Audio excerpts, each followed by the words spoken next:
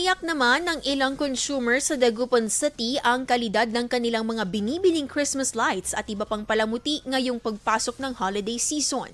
Ayon sa kanila, mahalagang makapamili ng produktong abot kaya ngunit matibay at ligtas gamitin sa bahay. Mas pinipili nila ang mga pampailaw na may ICC sticker upang maiwasan ang anumang insidente kabilang ang posibilidad ng sunog. Nagpaalala rin ng Department of Trade and Industry na suriin ang mga pampailaw at palamuti bago bumili at tiyaking may PS mark at ICC seal bilang indikasyon na pasado ang mga ito sa pamantayan ng ahensya. Patuloy namang magsasagawa o nagsasagawa ng monitoring ang DTI sa mga establishmentong nagbebenta ng mga nasabing produkto pati na sa mga Noche Buena items upang matiyak ang pagsunod sa itinakdang standards at presyo. IFM News. IFM News. IFM News.